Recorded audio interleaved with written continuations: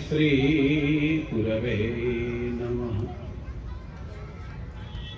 हे कृष्ण करुणा सिंधु दीनबंधो जगत्पते गोपेश गोपिका कांत राधा कांत नमस्तुते। तप्त कांचन गौरांगे राधे वृंदावनेश्वरी वृषभानुसुते देवी प्रणमामि हरिप्रिय।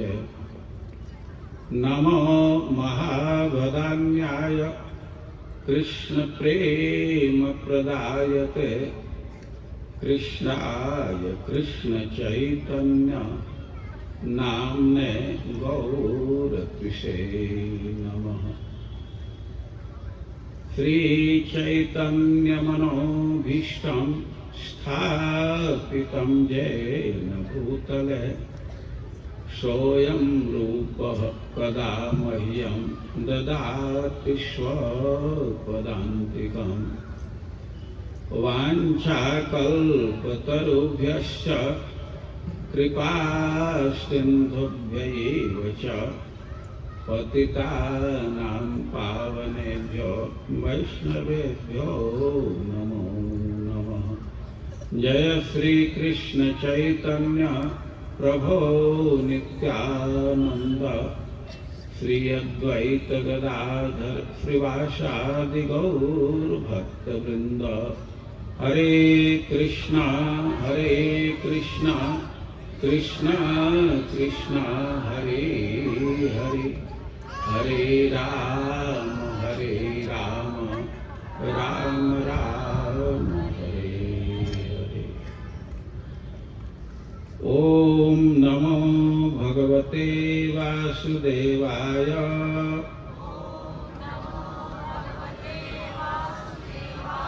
ओम नमो भगवते वासुदेवाय।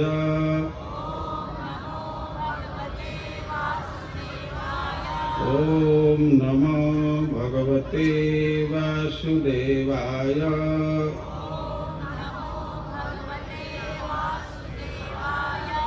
कृष्णाय वासुदेवाय देवकी नंदनाय च नंदगोपकुमाराय गोविंदाय नमो नमः।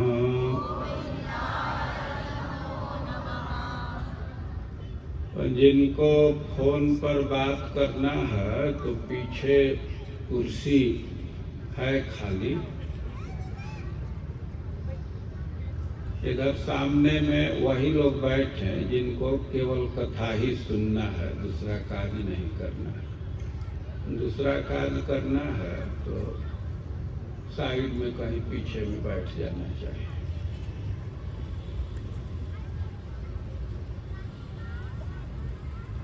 श्लोक की आवृत्ति कीजिए, कठिन श्लोक नहीं है, ध्यान से सुनिए और पीछे से बोलिए।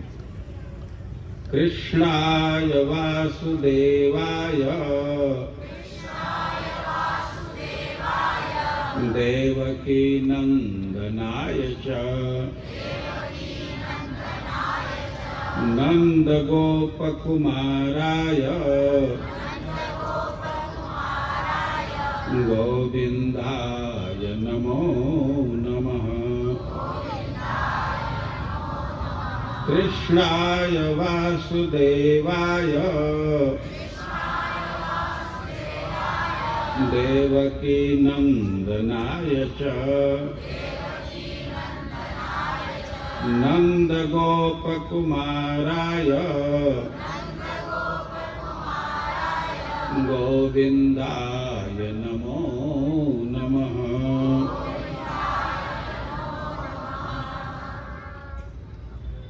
यहाँ 4 दिन की कथा का आयोजन किया गया है। श्रीमद् भागवतम का श्रवण जीवन का एक महत्वपूर्ण कार्य है और एक महत्वपूर्ण कार्य है। इसको न कह करके यह कहा जाए कि सबसे महत्वपूर्ण कार्य है तो ज्यादा समीचीन होगा, क्योंकि शास्त्र में कहा गया है कि जैर्न श्रुतम भागवतम पुराण। जिस व्यक्ति के द्वारा श्रीमद् भागवतम का श्रवण नहीं किया गया और नाराधितो ये पुरुष पुराण, जो व्यक्ति आदि पुरुष भगवान की आराधना नहीं किया और हुतम मुखे नैव धरा मराणा, और जो व्यक्ति पृथ्वी के देवताओं के मुख में आहुति नहीं दिया और वृथा गतम जन्म तेसा नराणा, और उस व्यक्ति का जन्म निष्फल चला गया। और जन्म को सार्थक करने वाले जो कार्य हैं उसमें एक कार्य श्रीमद् भागवतम का श्रवण करना। यहाँ जो आयोजन है और जीवन को सफल करने वाले जिन कारकों का, जिन तत्वों का उल्लेख किया गया, तो सब अवसर यहाँ सुलभ है। श्रीमद् भागवतम के श्रवण का अवसर मिलेगा, भगवान के अर्चना का अवसर मिलेगा और पृथ्वी के देवताओं के मुख में आहुति का अवसर मिलेगा। भगवान ने श्रीमद् भागवतम में ऐसा बतलाए हैं कि हमारे दो मुख हैं, उसी से मैं ग्रहण करता हूं। जैसे आप प्रसाद ग्रहण करते हैं, मुख से ग्रहण करते हैं, और भगवान ने बतलाए हैं कि हमारे दो मुख हैं। एक मुख है अग्नि और दूसरा मुख है ब्राह्मण और वैष्णव। और ब्राह्मण वैष्णव को ही पृथ्वी का देवता कहा गया। एक देवता हैं जो स्वर्ग में रहते हैं, लेकिन पृथ्वी पर भी देवता है। और ब्राह्मणों को भूदेव कहा जाता है। और ब्राह्मण वैष्णव के मुख में आहुति देने से, उनको भोजन देने से जीवन सफल होता है। भगवान कहे हैं कि अग्नि में कोई आहुति देता है तो उससे प्रसन्न होता हूँ मैं, लेकिन उससे भी अधिक प्रसन्न होता हूँ जब वैष्णवों के मुख में आहुति दी जाती। तो यहाँ इस कार्य के लिए भी अवसर है। कथा के बाद प्रसाद वितरण होता है और उसमें आप भाग ले सकते हैं, सहयोग कर सकते हैं। और अंत में भगवान का सुंदर यात्रा है और उसमें भाग लेने से हमारा गौरव बढ़ता है। इस संसार में हम लोग देखते हैं कि कोई साधारण पद पर है, थोड़ी सी उसकी महिमा है और उसके साथ चलने में लोग गौरव अनुभव करते हैं। तो जो जगन्नाथ है, सारे ब्रह्मांड का स्वामी है, और उसके साथ में चलना बहुत ही गौरव की बात है। और यह भी अवसर आएगा। और कथा बहुत ज्यादा समय तक नहीं होगी, थोड़े समय तक कथा होगी, ध्यान से सुनना चाहिए।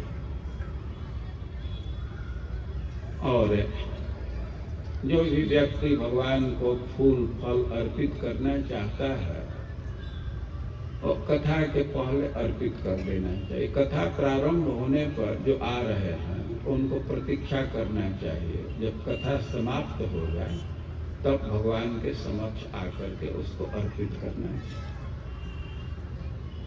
यद्यपि पीछे आने वाले लोग इस बात को तो नहीं सुन पाएंगे, दूसरे को इस बात को बतलाना चाहिए, व्यवस्थापकों को बतलाना चाहिए। जब तक कथा प्रारंभ नहीं हुई है और उस समय तक भगवान को आकर के अर्पित कीजिए। यदि विलंब हो गया और थोड़े देर तक प्रतीक्षा करना चाहिए। कथा जब पूर्ण हो जाएगी इसके बाद आकर के भगवान को फल फूल अर्पित कर सकते हैं। कथा के बीच में आगे आने से कथा में बाधा पड़ती है।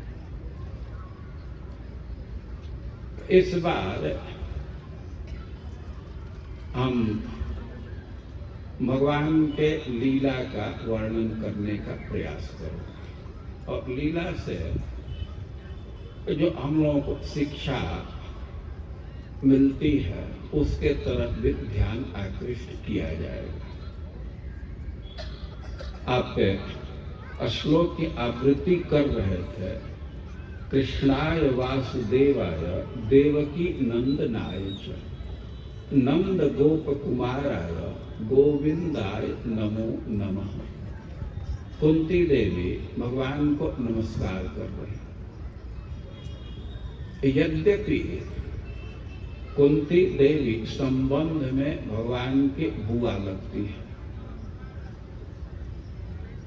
वसुदेव जी की बहन है कुंती देवी और कृष्ण उनके पुत्र के समान है।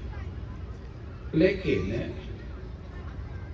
कृष्ण के ऐश्वर्य को देख करके खास करके तब उत्तरा दौड़ती हुई भगवान के समक्ष आई और भगवान उसके गर्भ की रक्षा कर ली। कुंती बहुत प्रभावित हुई। इसका बहुत गहरा छाप उसके हृदय पर पड़ गया। अश्वत्थामा पांडवों के वंश को समाप्त करने के लिए ब्रह्मास्त्र चला दिया था और ब्रह्मास्त्र के विषय में लिखा गया है कि अमोघम, यह अमोघ होता है। जिसको लक्ष्य करके चलाया जाता है तो उसका वो नाश कर ही देता है।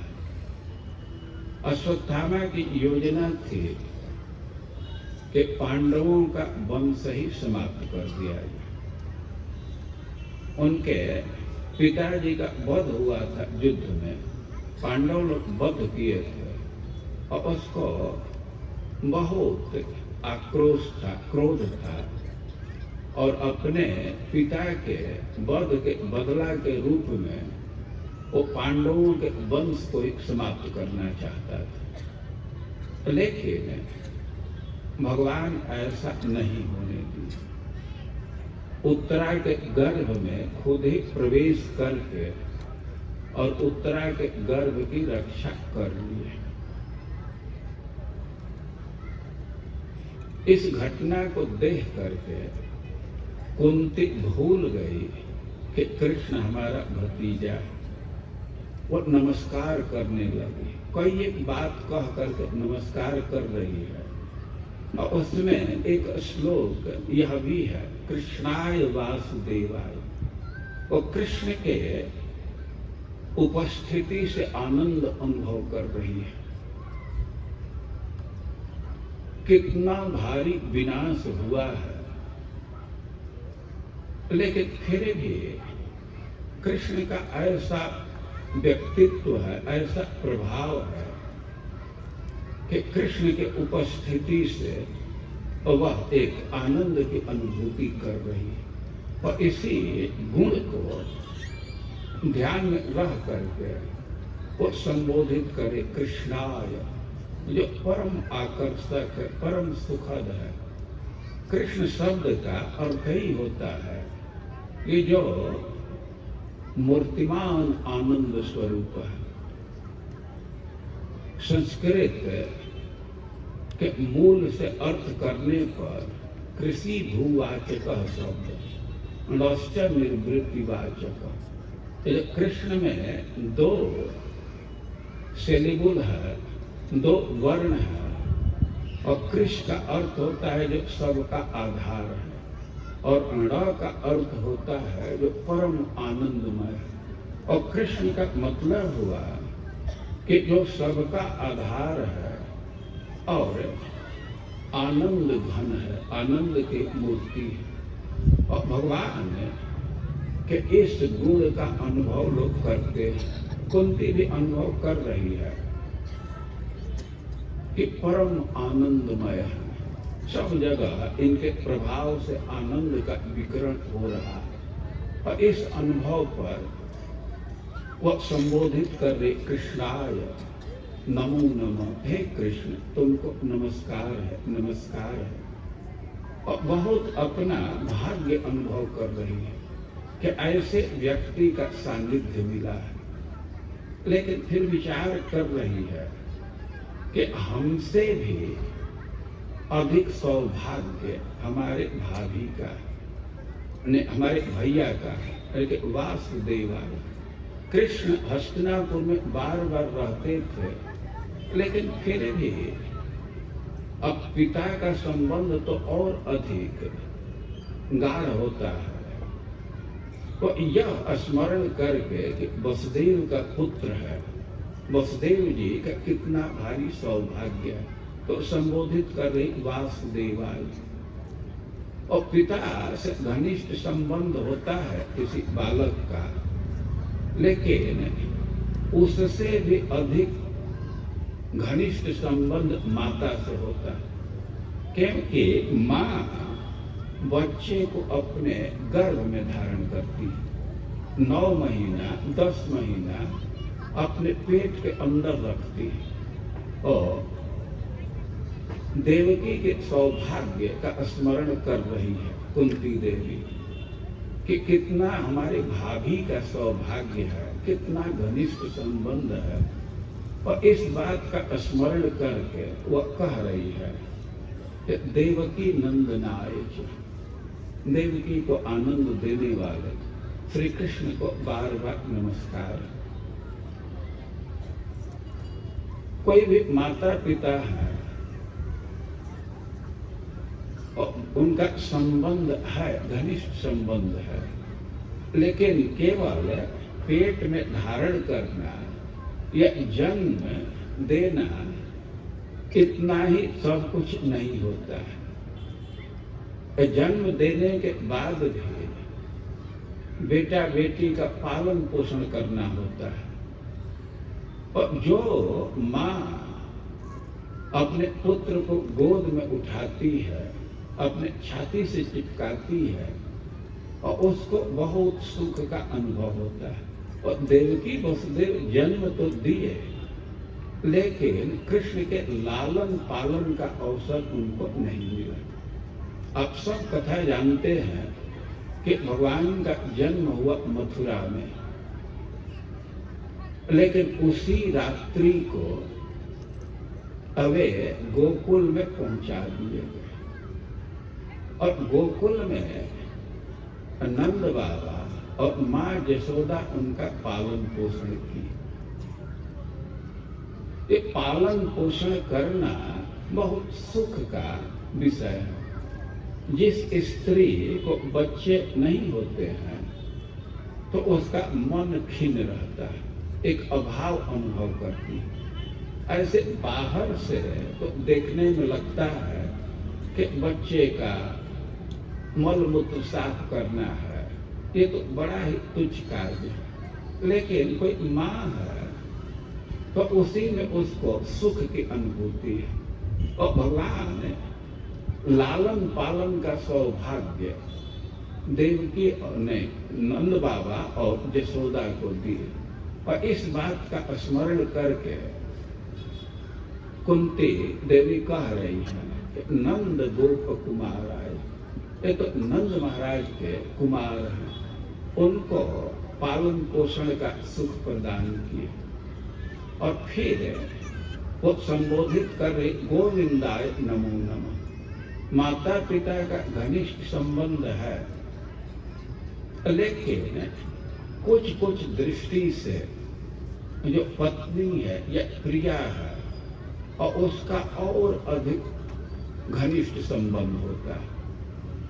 कम से कम एक पक्ष है कि कोई पुत्र है और वह युवावस्था को प्राप्त हो गया, किशोरावस्था को प्राप्त हो गया, तो उसकी सेवा करने में माँ को भी कुछ कुछ संकोच होता है। लेकिन पत्नी को अपने पति के किसी अंग का सेवा करने में संकोच नहीं। माँ और पत्नी के संबंध में अंतर दिखाया गया है कि जो पत्नी है, प्रिया है, तो अपने पति की किसी अंग की सेवा अपने किसी अंग से कर सकती। और गोपियों का संबंध है कृष्ण के साथ और अधिक घनिष्ठ है। उनके गले में अपना हाथ डाल करके नृत्य किए और देव के इन सब घटनाओं का स्मरण करके गोपियों के सौभाग्य का स्मरण कर रही है और इसका उल्लेख कर रही गोविंदाय नमो नमः। हे गोविंद, आपको नमस्कार। गोविंद का अर्थ है जिनकी इंद्रियां सुख प्राप्त करती, और गोपियों का संबंध सबसे अधिक घनिष्ठ है। और इस प्रकार कुंती देवी स्तुति कर रही है। इस श्लोक में हम लोग एक क्रम देख रहे हैं कि देवकी वसुदेव जन्म दिए, लेकिन उनसे भी अधिक सौभाग्य यशोदा माँ का है, क्योंकि वह कृष्ण का पालन पोषण की। उसको सुख मिला कृष्ण को छाती से लगाने का, उसको स्नान कराने का, उसका उत्तोलन करने का। और इस प्रकार माँ यशोदा और नंद बाबा का बहुत भारी सौभाग्य है। और यहाँ पर हम लोग भगवान के ब्रज की लीला का उल्लेख करेंगे। और 4 दिन है और एक एक लीला का उल्लेख एक एक दिन में किया जाएगा। और आप जानते हैं कि भगवान मथुरा से गोकुल में चले गए और गोकुल में लगभग 3.5 साल तक निवास किए। और 3.5 साल की अवधि में वे कई एक लीला किए। पूतना का वध किए और शक्टासुर का वध किए और तृणावर्त का उद्धार किए। हम लोग आज तृणावर्त का कैसे उद्धार किए, कैसे उसका वध किए और इस लीला को सुनेंगे। और सुखदेव गोस्वामी वर्णन कर रहे हैं कि एकदा एक दिन की बात है। एकदा, और एकदा का अर्थ समझना चाहिए कि जब भगवान लगभग 1 साल के थे। और सुखदेव गोस्वामी वर्णन कर रहे हैं कि एकदा रोह मारूढ़ लालयन्ति सुतम सती गरिमाणं शिशोर्वोढुं न सेहे गिरिकूटवत्।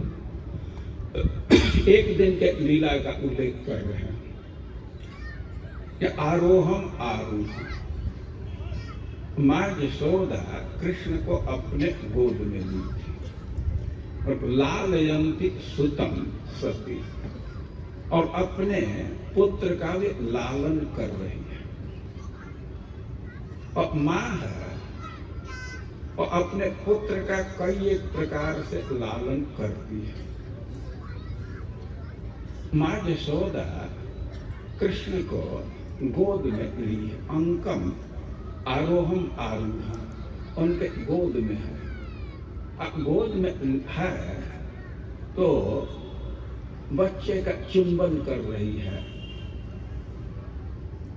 उसके ललाट को चुम रही है, उसके आंख को चुम रही है, उसके गाल को चुम रही है, और कभी चुम रही है और कभी थोड़ा दूरी करके उसको देख रही है, मुख को देख रही है। और मुख को देखने में वह बहुत सुख अनुभव कर रही है। माँ यशोदा को कृष्ण के मुख देखने में कितना सुख है, और इसका तो आभास जो पुत्रवती नारी है वही कर सकती है। इस संसार में देखा जाता है कि जो साधारण बेटा है और उसके मुख को देखने में भी माँ को सुख का अनुभव होता है, और कृष्ण के मुख को देखने में माँ यशोदा को कितना सुख का अनुभव है, और इसकी तो कल्पना भी नहीं की जा सकती। और माँ यशोदा कृष्ण को गोद में ली है और बार बार चुंबन कर रही है और बार बार उसके मुख को देख रही है। और कृष्ण की यह विशेषता है कि सबके लिए आकर्षक है। केवल माँ को सुख नहीं हो रहा, जो आसपास के पशु पक्षी हैं तो वे भी कृष्ण को देख करके बहुत सुखी हो रहे हैं। और इस सुख के आस्वादन के लिए, कृष्ण को देखने के लिए वहाँ जो गाय बछड़े हैं तो वह भी माँ यशोदा को घेर करके खड़े हो जाते हैं कि ताकि कृष्ण के मुख का दर्शन हो सके। अब बछड़े ये गाय घेर लिए और माँ यशोदा तो कृष्ण को हिला रही है, चूम रही है और कुछ कुछ उससे बात भी बोल रही है। अब माँ यशोदा तो गोद में ली है और उसके लिए शब्द दे रहे हैं कि लालयन्ति सुतम सती। वो पुत्र है, स्वाभाविक स्नेह जग रहा है, और माँ यशोदा पुत्र के लालन पालन में बहुत दक्ष है, सती। देखिए इस संसार की स्थिति है कि कितनी स्त्रियां पुत्र को जन्म तो दे देती हैं, लेकिन पुत्र का कैसे पालन करना है इस विषय में बहुत दक्ष नहीं है। पुत्र को क्या कठिनाई हो सकती है उनको ज्ञान नहीं है। ऐसा हम लोग गांव में देखते हैं कि कोई छोटा सा बालक है, उसकी माँ कहीं सुला दी है और बच्चे के शरीर पर कपड़ा नहीं है तो बूढ़ी बूढ़ी स्त्रियां डांटने लगती हैं कि बिना अंग ढाके कैसे धूप में रख दी, उसको ढक करके रखो। उनके भोजन पानी पर नियंत्रण रखती हैं। और बूढ़ी स्त्रियों को अनुभव है तो सिखाती रहती है।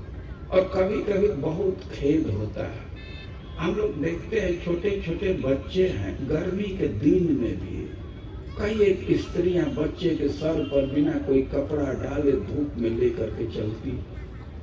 लेकिन माँ यशोदा के लिए करें सती, वह पुत्र के पालन पोषण में बहुत दक्ष थी और पुत्र के साइकोलॉजी को, मनोविज्ञान को समझती है कि कैसे बेटा सुखी रहेगा, तो बार बार उसको थपथपा रही है और उससे कुछ बात कर रही है। बच्चे को ऐसे थोड़ा आगे करके और गायों को दिखा करके, बछड़ों को दिखा करके कहती है, बाबू गाय चराइबा, गाय चराने जाओगे। ऐसे छोटा सा बच्चा है, अपने आनंद में ऐसा बोलती। अब इतना सुनते ही और कृष्ण उधर ही लपकने लगे। अब एक मानव व्यक्त कर रहे थे, हाँ मैं गाय चराने जाऊंगा, गाय की तरफ जाऊंगा, गाय की तरफ जाऊंगा। अब कृष्ण हठ जैसा पकड़ रहे हैं और केवल गाय ही उनको नहीं घेरी है, ऊपर से पक्षी भी घेर रहे हैं और वे भी कृष्ण का मुख को देख करके आनंदित हो रहे हैं। तो ऊपर से देख रहे हैं। अब बछड़ों के तरफ से, गाय के तरफ से ध्यान हटाने के लिए माँ यशोदा कृष्ण को बोली, पक्षियों के साथ उड़ोगे, आकाश में जाओगे। अब तो कृष्ण उसके लिए हट पकड़ लिए, ऊपर, हाँ ऊपर जाएंगे, ऊपर जाएंगे। ऐसे अब गोद से बढ़ने लगे, ऊपर शरीर कर रहे हैं और इतना हट कर दिए कि माँ यशोदा बच्चे को संतुष्ट करने के लिए एक बार थोड़ा ऊपर उसे फेंक दी कि ठीक है जाओ उड़ो, और फिर गोद में रोक ली। अब कृष्ण रो रहे हैं और वो शांत हो जाए तो ऐसे ऊपर उनको उठा दी, फेंकी, हाथ से फेंकी और रोक ली। बच्चा हंसने लगा, लेकिन यही समस्या समाप्त नहीं हुई। अब फिर वो बार बार चाह रहा है कि बार बार इसकी आवृत्ति की जाए। ऐसा नहीं कि एक बार ऊपर फेंक देने से संतुष्ट हो गए, फिर गोद में रखी, फिर चाह रहा है कि ऊपर हमको फेंको। तो ऐसे माँ यशोदा बार बार उसको ऐसे फेंक रही है और रोक रही है और कह रहे हैं कि लालयंती सुतम सत्य, विविध प्रकार से बच्चे को संतुष्ट करने का भी प्रयास कर रही है। और गरिमानम शिशुर बोधु न से है गिरिकूटवत, ऐसे फूल के समान हल्का है कृष्ण। वो बार बार ऊपर फेंक रही है, रोक रही है, लेकिन थोड़े देर में एक परिवर्तन हो गया, बहुत भारी परिवर्तन। गरिमानम शिशुर बोधु न से है गिरिकूटवत, अब स्थिति हो गई कि कृष्ण का वजन बढ़ गया। अब इतना कृष्ण भारी हो गए कि न से माँ यशोदा अब गोद में नहीं रख सकती। ऊपर फेंकने की बात तो दूर है, वो गोद में रखना भी बहुत भारी कठिन हो गया। एक उदाहरण दे रहे हैं, गरिमान बहुत भारी हो गए। अरे कैसा भारी हो गए, तो उदाहरण दे रहे हैं गिरकूटवत, अवे पहाड़ के ढेरी के समान भारी हो गए। गिरकूटवत यह शब्द है, कूट कहते हैं शिखर को, और कृष्ण के भार की तुलना कर रहे हैं कि जैसे किसी पर्वत का शिखर हो वैसे भारी हो गए। या गिरकूटवत का एक अर्थ है कि पहाड़ों के ढेरी जैसा भारी हो गए। कूट कहते हैं ढेरी को। जो लोग गांव में रहे हैं वे जानते हैं कि किसान जब फसल का हार्वेस्टिंग करता है, फसल को काटा जाता है, उसकी दमड़ी की जाती है, डंठल से केवल फसल को निकालते हैं, इसके बाद भूसी इत्यादि हटा करके उसको गोला स्तूप जैसा रख देते हैं, तो उसको कूट कहते हैं, ढेरी कहते हैं। आप लोग गिरिराज पूजन करते हैं तो अन्नकूट करते हैं, भात का स्तूप जैसा बना देते हैं तो उसको कूट कहते हैं, हम लोग उसको ढेरी कहते हैं। तो जैसे गेहूं का ढेरी है, धान का ढेरी है, चना का ढेरी है, वो कह रहे हैं कि गिरिकूटवत।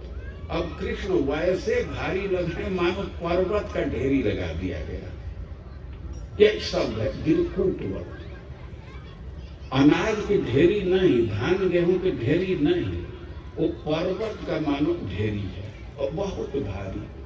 अब इतना भारी कि न से है।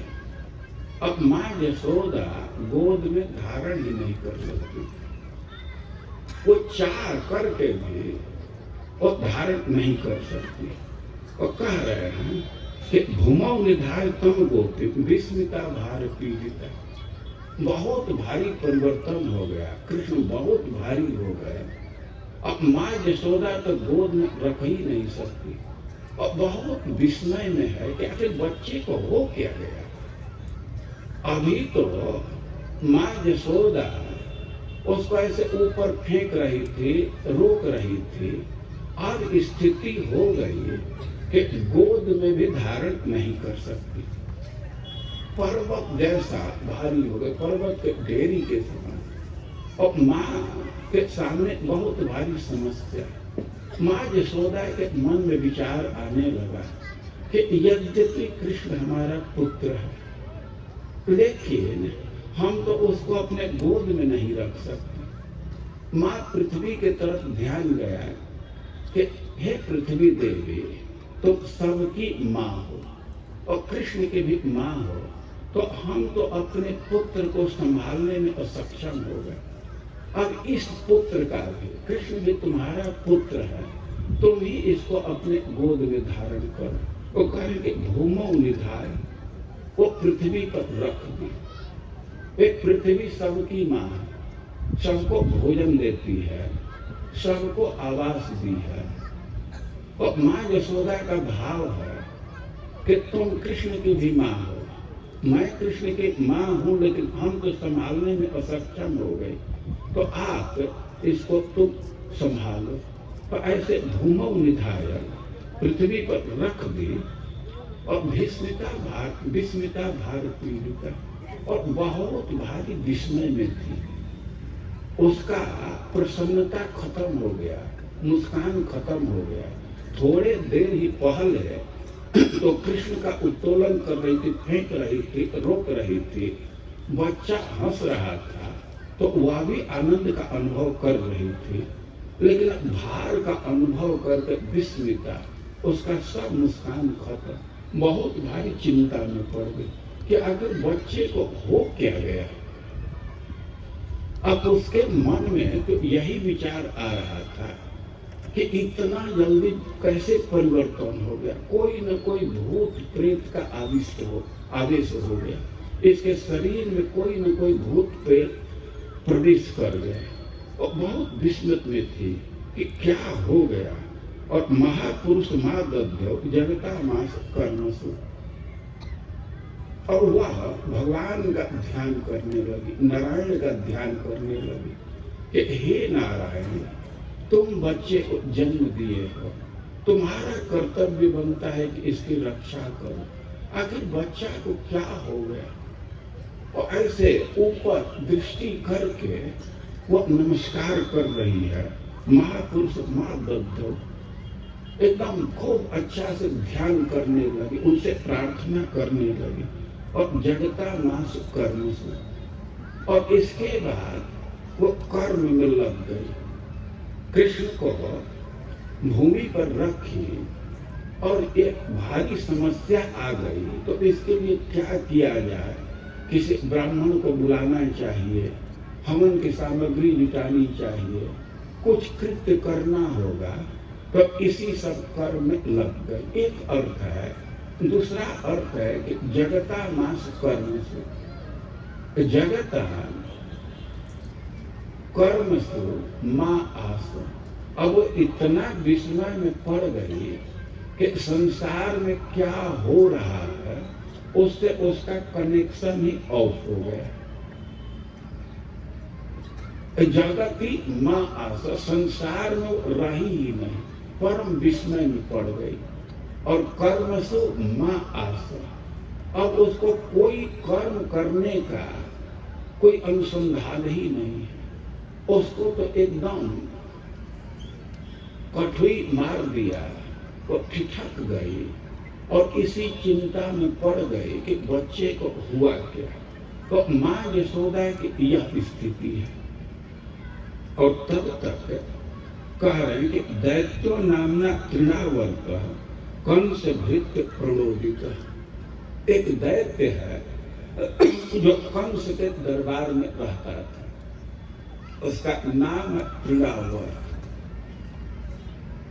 तो कंस उसको भेज दिया। जब उसको पूतना के निधन का, पूतना के वध का सूचना मिला, तो कंस अनुमान कर लिया कि कृष्ण गोकुल में है। कंस को ऐसा अनुमान हुआ कि जो पूतना का वध किया तो गोकुल में ही कहीं है। तो अब दूसरे दैत्य को भेज दिया, तृणावर्त को वहां भेज दिया। कंस प्रणोदित, कंस उसको प्रेरित किया कि जाओ गोकुल में जाओ, कृष्ण का वध करो। और उसका नामकरण तृणावर्त, तृणावर्त का क्या अर्थ है कि जो सारे संसार को तृण के समान आवर्तित कर दे, तृण के समान घुमा दे। जैसे कोई घास पुआल है तो कोई साधारण व्यक्ति भी इस डंडा से उसको इधर उधर कर देता है, कोई बहुत प्रयास नहीं करना पड़ता है। कोई डंडा लिए इधर उधर कर देते हैं, हाथ से कर देते हैं। तो जो पूरे संसार को घास के समान फेर दे, घास के समान घुमा दे, घास के समान इधर उधर कर दे, तो उसको कहा जाएगा तृणावर्त। जो तृण के समान आवर्तित कर देता, घुमा देता, और बहुत शक्तिशाली था। तो कह रहे हैं कि दैत्यो नामना तृणावर्त, उसका नाम था तृणावर्त।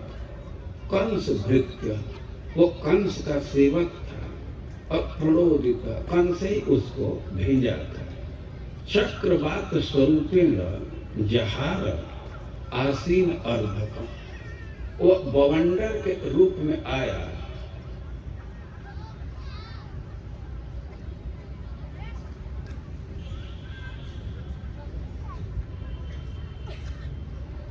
वो बवंडर के रूप में आया और कृष्ण को उठा ले गया जहाज। आप ध्यान दीजिए कि माँ यशोदा कृष्ण को भूमि पर रखी थी, भूमो निधारी, और वो भारी चिंता में थी कि कैसे कृष्ण का भार बढ़ गया। और तब तक तृणावर्त आया और उसको लेकर के उड़ गया। आसीनम अर्भकम, कृष्ण को जहाँ माँ यशोदा रखी थी और कृष्ण वहीं बैठे थे। आसीनम, वे कहीं गए नहीं थे। और तब तक तृणावर्त आया और उसको उड़ा ले गया। चक्रवात स्वरूप में वो बवंडर के रूप में आया। बवंडर आंधी का ही एक रूप है। आंधी से आप लोग परिचित हैं, लेकिन आंधी का एक रूप बवंडर है। आंधी में तो हवा सीधे एक तरफ बढ़ती है, लेकिन बवंडर में हवा घूमते हुए, गोलाकार घूमते हुए आगे बढ़ती है। तो बवंडर के रूप में था। और अब उसको जब चुराना है, कृष्ण को लेना है, तो उसके हिसाब से तैयारी करके आया। तो क्या कर रहा है, इसको कह रहे हैं कि गोकुलम सर्व मागृणम मुष्णं चक्षुंसि रेणुभिः। तृणावर्त कितना ही शक्तिशाली है और कृष्ण का चोरी कर रहा है। और चोर के साइकोलॉजी है कि वे बहुत भयभीत रहते हैं। वो चाहते हैं कि चोरी करते समय कोई हमको देख न पावे। और चोरों का टेक्निक है, अब दृष्टि से बचना चाहते हैं। तो इसके लिए तृणावर्त बवंडर के रूप में आया और सब जगह धूल धूल भर गया। अब इतना धूल था कि कोई आंख ही नहीं खोल सकता था, आंख में धूल भर गए। और तो यह सबके आंख को बंद कर दिया। उसको चोरी करना है, वो भयभीत था कि कोई देख न ले, खास करके माँ यशोदा न देख ले, और इसलिए सब जगह धूल भर दिया। और बहुत तेज आवाज हो रही थी। भाई चोर के सामने समस्या है कि बच्चा रोएगा तो दूसरे का ध्यान चला जाएगा, और इसलिए सांस सांस सांस सांस सब जगह हवा की आवाज भर गई। हवा की आवाज इतनी तेज थी कि दूसरा आवाज सुना ही नहीं देगा। चोरों का अपना टेक्निक होता। हम एक बार पेपर में पढ़े कि किसी चोरों का समुदाय किसी घर से चोरी किया, तो वहीं बगल में जनरेटर चला दिया। वो जनरेटर चलाने से, डीजल चलाने से अब उसी का इतना आवाज फैल रहा था ठीक है, और किसी के पुकारने का आवाज सुनाई भी नहीं देगा, चीखने का आवाज सुनाई भी नहीं देगा। तो क्रीड़ावर्त को कृष्ण का चोरी करना है, तो सबके आंख में धूल भर दिया और सब जगह आवाज भर गई। तो कह रहे हैं कि ईरयन सु महाघोर शब्दे न प्रदिशो दिशा, इतनी तेज आंधी थी, वो बवंडर था कि उसी का आवाज सब जगह भर गया।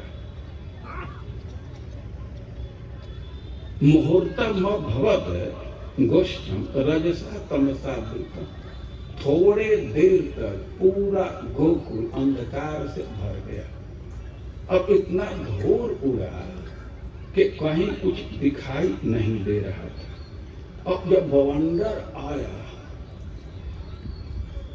तो सब जगह अंधकार छा गया और बहुत तेज बौछार लग रहा था इकड़ी का, केवल धूल नहीं उड़ रहा था, इतना तेज बवंडर था कि छोटे छोटे जो पत्थर के कण हैं, बालू से जो बड़े बड़े होते इकड़ी कहते हैं, तो वे भी उड़ रहे थे और वो उड़ रहे थे तो सबके शरीर में लग रहा था। अब शरीर में इकड़ी तेजी से जा रहा है तो बहुत कष्ट हो रहा था।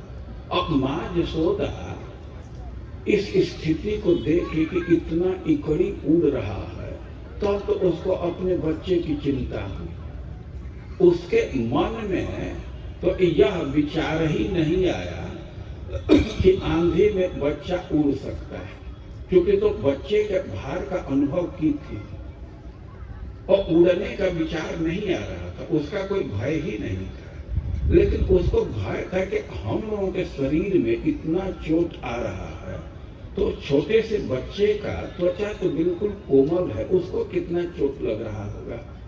तो दौड़ करके गई, भवंडर आने पर दौड़ करके गई जहां बच्चे को रखी थी कि बच्चे को किसी तरह ये चोट से बचाया जाए, कुछ आड़ किया जाए, कहीं ले जाया जाए। लेकिन वो दौड़ करके तो गई, लेकिन नापश्यत जहां बच्चे को रखी थी तो वहां बच्चे को देखी नहीं। तृणावर्त निशिष्टा सर करे रूपद्रुत, और वैसे ही वो बवंडर चल रहा था, सरकरा पत्थर लग रहे थे और तो बहुत भारी चिंता में पड़ी। तो कह रहे हैं कि अब वो कृष्ण को नहीं देखी, वो तो दौड़ करके गई कि जहां रखे हैं तो इतना भारी तो कहीं डोलेगा नहीं, आंधी से तो हटेगा नहीं, उसको उठा करके खींच करके उसको लाऊंगी, कहीं सुरक्षित करूंगी। लेकिन जहां रखी थी वहां मिले नहीं कृष्ण। अब वो इधर उधर खोजने लगी, लेकिन कृष्ण को कहीं नहीं देखी। तो अब तो रोने लगी और एकदम बेवल हो गई, बेहोश होने लगी। उदाहरण दे रहे हैं कि जैसे कोई नव प्रसूता गाय है, कोई गाय अभी तुरंत का बछड़ा दी है, प्रसव की है, और बछड़े का निधन हो जाए तो जो स्थिति गाय की होती है तो वही स्थिति यशोदा की हो गई। वो तो इधर उधर दौड़ रही है, रो रही है, लेकिन अब सब जगह तो आवाज भरा हुआ है, आंधी का आवाज है, तो माँ यशोदा के रुदन का आवाज किसी को सुनाई नहीं दे रहा। और तृणावर्त वो एकदम आकाश में उड़ा करके ले गया। अब आकाश में ऊपर चला गया तो कह रहे हैं कि शांत रह। अब वह भगवान के भार का अनुभव करने लगा। कृष्णम नभो गतो गंतुक ना शक्नो भूरि भार भी। कृष्ण तो पूरे ब्रह्मांड का भार अपने अंतर्गत रखते हैं।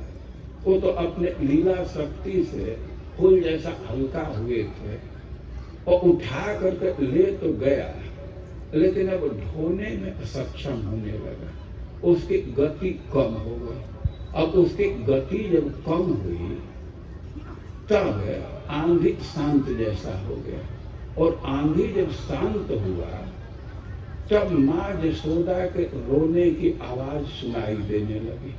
अब माँ यशोदा के रोने की आवाज सुन करके जो गोकुल के दूसरी स्त्रियां थी दौड़ करके माँ यशोदा के पास आई। अब यहाँ आकर के तो उनको पता चल गया कि कृष्ण के अप्राप्ति से, कृष्ण के न मिलने से माँ यशोदा रो रही है। तो वे गोपियां भी अब कृष्ण को खोजने का प्रयास करने लगी, लेकिन किसी को कृष्ण मिले नहीं। तो सब गोपियां रोने लगी, सब गोपियां चित्कार करने लगी, चीखने लगी। अब भगवान जब ब्रजवासियों के इस दुख को देखे तो निर्णय ले लिए कि अब इसका वध करना है। और भगवान विचार करने लगे कि मैं यदि दूर रहता हूँ तो ब्रजवासी बड़े दुख में हैं, तो उनके दुख को दूर करना जरूरी है। भगवान समझ रहे हैं कि जब तक ब्रजवासी हमको देखेंगे नहीं तब तक उनका दुख दूर नहीं होगा। और भगवान विचार कर रहे हैं कि क्या करें।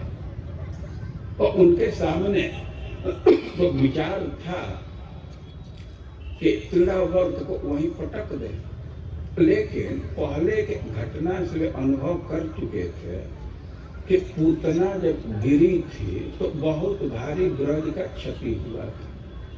वो तो संजोग की बात थी कि कंस का ही बगीचा में गिरी तो कंस का ही प्रॉपर्टी नष्ट हुआ। भगवान इस समय आकाश में है तो विचार कर रहे हैं कि यदि गांव में इसको गिराता हूँ तृणावर्त को तो गांव की बहुत भारी क्षति हो सकती है। किसी के घर पर गिरेगा तो घर नष्ट हो जाएगा। और यदि इसको दूर ले जा करके गांव से दूर गिराता हूँ तो किसी का ध्यान नहीं उधर जाएगा, तो ब्रजवासी तो दुखी ही रह जाएंगे। तो भगवान विचार किए कि गांव के भीतर ही इसको गिराना है। और गोकुल है वो ग्वालों की बस्ती है, गायों का स्थान है। और जिनको अनुभव होगा वे समझ सकते हैं कि बरसात के दिन में जिधर पशु जाते हैं तो उनके नख से वो माटी खोद जाता है और वर्षा होने से बहने लगता है या कीचड़ हो जाता है। और गायों को दूहने के लिए तो गांव के नजदीक लाना होता है। और ब्रजवासी व्यवस्था रखे थे कि कीचड़ न हो तो कुछ स्थान पर बड़े बड़े चट्टान डाल दिए थे, पत्थर डाल दिए थे। वहाँ गाय आती थी, खड़ी होती थी, उनको दुहा जाता था, इसके बाद सिवान में चली जाती थी। तो भगवान विचार के कि वही स्थान उपयुक्त है।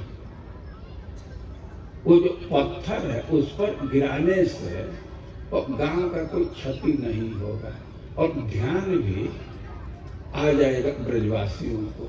और भगवान और भी अपना भार बढ़ाने लगे। और भार बढ़ाए तो तृणावर्त ऐसा अनुभव करने लगा कि लगता है कि हमसे भूल हो गई, इतना भारी तो बच्चा नहीं हो सकता। और उसको लगा कि भूल से मैं कोई पत्थर उठा लिया, ये बच्चा नहीं है कोई पत्थर है। तो ऐसे वे टच करके देख रहा है, तो देख रहा है कि ना ये तो कोमल है शरीर, ये तो पत्थर नहीं है। और फिर ढोने का प्रयास किया, उड़ने का प्रयास कर रहा था, लेकिन इतना भार था कि उसकी गति रुक गई। फिर वो टच कर रहा है कि ना बालक इतना भारी नहीं हो सकता। हम देख रहा है कि अंगुली है हाथ में, पैर में अंगुली है, तो बालक है, इतना बालक इतना भारी नहीं हो सकता। उसको ऐसा लगा कि पत्थर ही है, पत्थर में ये हाथ पैर की आकृति बन गई। आप लोग कभी कभी देखे हैं ना, आलू है और आलू में ही कुछ आकृति बन जाती है, पत्थर में भी आकृति है। अरे शालिग्राम जी पत्थर ही है ना, उसमें देखते हैं नृसिंहदेव की आकृति है और दामोदर की आकृति है। तो विचार कर रहा है कि ना ये बच्चा नहीं, ये पत्थर ही है, ये पत्थर में ही अंगुली बन गया है। और उसे जाके पत्थर ले जाकर के हम क्या करेंगे, यही इसको ढकेल देते हैं, इसको गिरा देते हैं। तो पत्थर को गिराना चाहा, लेकिन बच्चों का स्वभाव है कि भय के स्थान में है और उनको कोई छेड़ता है, कोई गिराना चाहता है, तो जो चीज मिलता है सपोर्ट के लिए उसी को कचक करके पकड़ते हैं। और वो तो गिराना चाह रहा है, लेकिन कृष्ण बाल स्वरूप में उसके गर्दन को जोर से पकड़े। अब जोर से पकड़े तो सोचा कि पत्थर से इसको गिरा ही देता हूं, और जोर लगाया तो और जोर से पकड़े, इतना जोर से पकड़े कि उसकी आवाज नहीं निकल रही थी। भगवान यह भी चाह रहे थे कि पूतना जैसा आवृत्ति न हो। पूतना तो इतना कर्कश आवाज की थी कि ऐसा लग रहा था कि ब्रह्मांड का भेदन हो गया। अब ब्रजवासियों के कान फट जाएंगे ऐसे लग रहा था। और भगवान उसके गर्दन को पकड़े थे तो अव्यक्त राव, उसकी आवाज भी नहीं निकल रही थी। और जितना वो हटाना चाहता था भगवान उतना जोर से पकड़ते थे, और उसी क्रम में वो अपने रूप में आ गया, विकराल स्वरूप में आ गया। पहले तो बवंडर के रूप में था, लेकिन इतना कष्ट होने लगा वो एकदम अपने रूप में आ गया। अब अपने रूप में आ गया और भगवान उसको उसी पत्थर पर गिराए, और पत्थर पर गिराए तो उसका अंग कई एक टुकड़ा में, उसका शरीर कई एक टुकड़ा में हो गया। और भगवान वैसे उसके शरीर पर लंबित थे। अब जब स्त्रियां देखी कि कृष्ण यहाँ सुरक्षित आ गए तो सबसे पहले दौड़ करके गई, कृष्ण को उठाई और माँ यशोदा के गोद में उसको सौंप दी। और स्त्रियों के मुख से निकला कि ये पापी अपने पाप से मर गया, और ये बच्चा तो निर्दोष है, साधु स्वभाव का भेदभाव नहीं करता है, तो अपने इसी पुण्य से बच गया। और वे कहने लगे कि हम लोग क्या तपस्या किए हैं, क्या पुण्य किए हैं, किसको दान दिए हैं कि बच्चा तो मृत्यु के मुख से लौट करके आ गया। और सब ब्रजवासी प्रसन्न हो गए।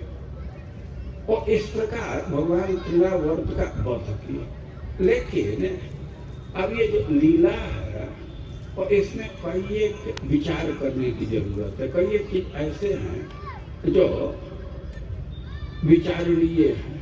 आप कृष्ण के विषय में सुने कि माँ यशोदा गोद में उठा करके खिला रही थी, लालन कर रही थी, और तब तक कृष्ण का भार बढ़ गया। अब एक प्रश्न किया गया है कि भाई कृष्ण का भार कैसे बढ़ गया, क्यों भगवान का भार बढ़ गया, भगवान क्यों अपना भार बढ़ा लिए। और देखिए, अब साहित्य की दृष्टि से विचार करें तो एक भक्त कह रहे, कवि कह रहे हैं कि जाते व गुरुताम मात्रा से सर्व तो लघु। आप वर्ण अक्षर पढ़ते हैं तो उसमें लघु और गुरु होता है, ह्रस्व और दीर्घ होता है।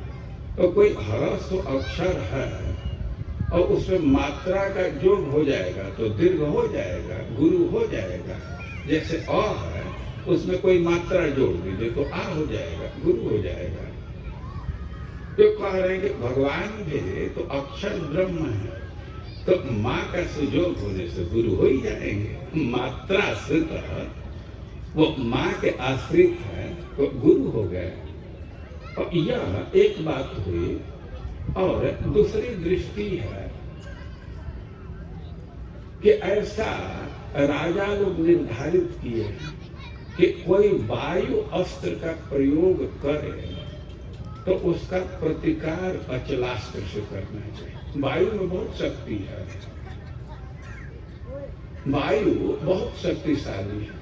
तो युद्ध का नियम है कि कोई वायु अस्त्र से प्रहार करता है तो अपनी रक्षा अचलास्त्र से, पर्वत अस्त्र से करनी चाहिए। और भगवान तो देख लिए कि तृणावर्त वायु के रूप में आ रहा है, तो वे अचल स्वरूप हो गए, पर्वत स्वरूप हो गए, सीधा सा गणित है। लेकिन सबसे महत्वपूर्ण बात यह है कि भगवान ने समझ गए कि तृणावर्त आ रहा है। अब उनके मन में विचार आने लगा कि यदि मैं माँ के गोद में रहूंगा तो हमको उड़ाने के लिए माँ को भी उड़ा ले जाएगा। तो अपने माँ की चिंता लग गई। तो हमारे साथ जो करे, हमारी माँ तो सुरक्षित रहे, तो भगवान अपना भार बढ़ा दिए कि माँ अपने गोद से हमको उतार दे। समझ रहे स्थिति ना? जब गोद में रहते तो यशोदा के साथ उड़ा करके ले जाता, तो यशोदा के रक्षा के लिए वे अपने भार को बढ़ा दिए। यह सिद्धांत है। अच्छा, अब दूसरी बात है कि भगवान भार तो बढ़ाए, लेकिन आकाश में क्यों उड़ गए?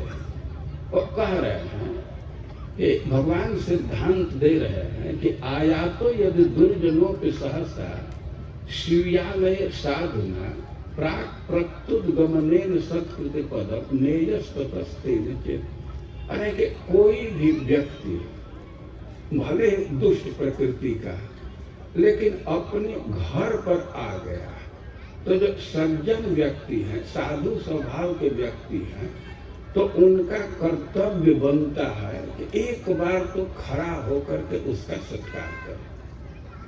सिद्धांत समझ रहे हैं? कोई दुष्ट व्यक्ति है और वह भी किसी सज्जन व्यक्ति के घर पर आ गया, दरवाजे पर आ गया, तो सज्जन व्यक्ति का यही कर्तव्य है कि खड़ा होकर के एक बार उसका सत्कार करें।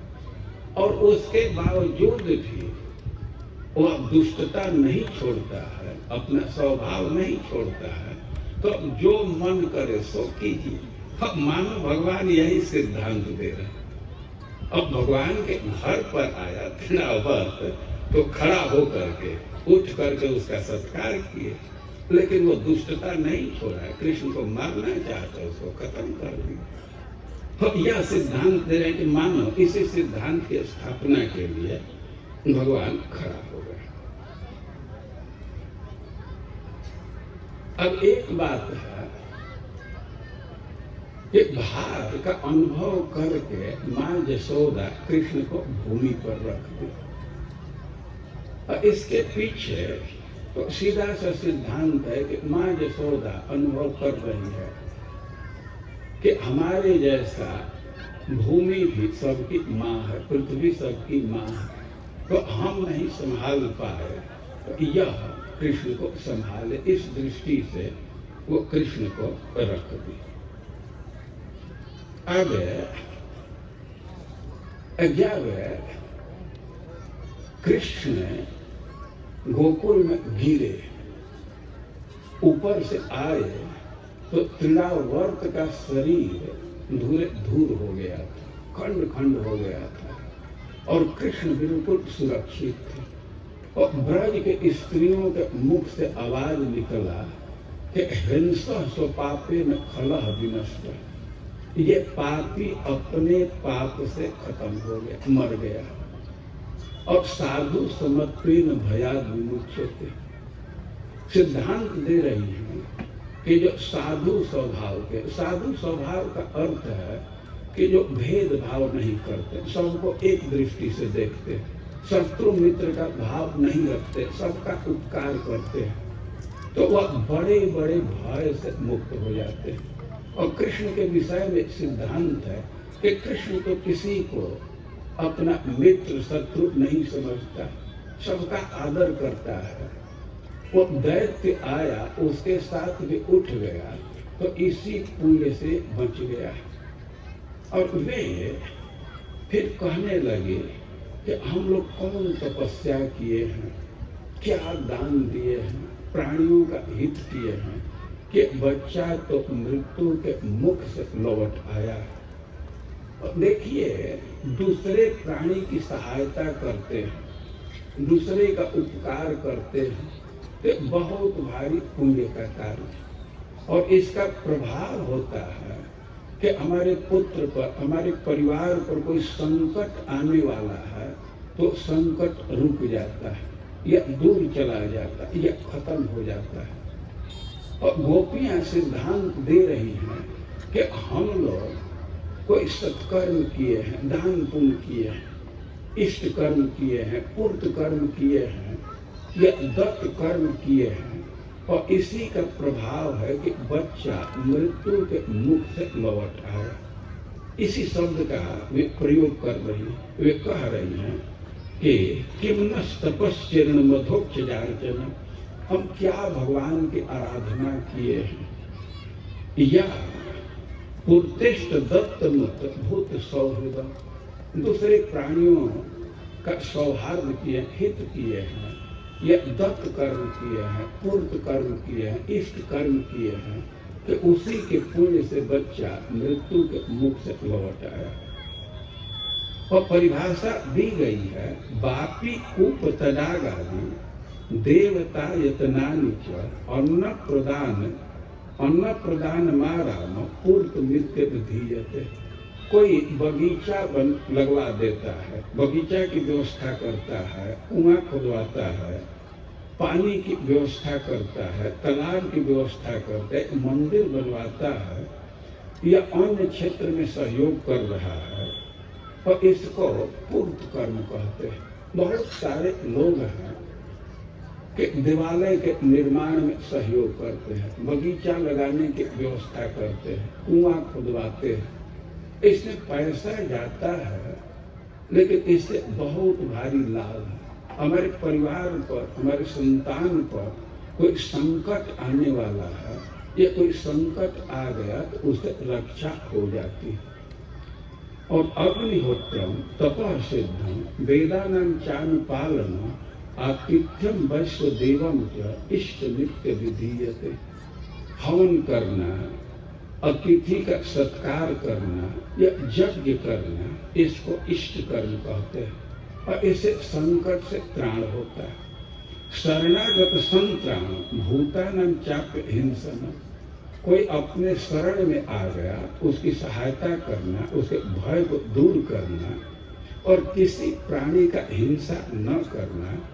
और बहिर्वेद्यं च यद्दान, कोई अनुष्ठान करता है तो दक्षिणा जरूर देता है, लेकिन अनुष्ठान के बाहर यज्ञ कर रहे हैं तो दक्षिणा देते हैं, उसकी बात नहीं है। बिना यज्ञ का भी कोई दान देता है तो इसको दत्त कहते हैं।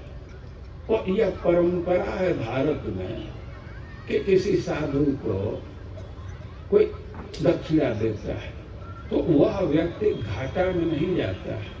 ये सब जो कार्य है तो इंश्योरेंस पॉलिसी है। आप लोग यहाँ पैसा जमा करते हैं ना, कि कोई एक्सीडेंट हो जाए तो वो सहायता करते हैं। तो जो इष्ट या दत्त या पूर्त कर्म है तो वास्तव में इंश्योरेंस पॉलिसी जैसा है। ये हमारे परिवार के संकट से रक्षा करते हैं। ये सब बहुत महत्वपूर्ण चीज है। और इस प्रकार वे गोपियां विचार कर रहे हैं कि हमारे किसी पुण्य का प्रभाव है कि बच्चा तो बिल्कुल मृत्यु के मुख में चला गया था और लौट करके आ गया, और वे फिर स्वस्ति वाचन कराने लगे। बच्चे को सुरक्षित देख करके बहुत प्रसन्न हुए। तो भगवान गोकुल में इस प्रकार के कई एक लीला किया करते थे। इस विषय पर और भी बोलने की इच्छा थी, लेकिन आज प्रथम दिन था, प्रारंभ करने में विलंब हो गया, तो हम यहीं रोकते हैं, यहाँ स्थगित करते हैं। आगे का कार्यक्रम है, लेकिन कल से आप लोग समय से आइए। समय बतला देंगे क्या समय है जो यहाँ के व्यवस्थापक हैं, और शांति पूर्वक बैठे भगवान के लीला का श्रवण 3 दिन और चलेगा। हरे कृष्ण।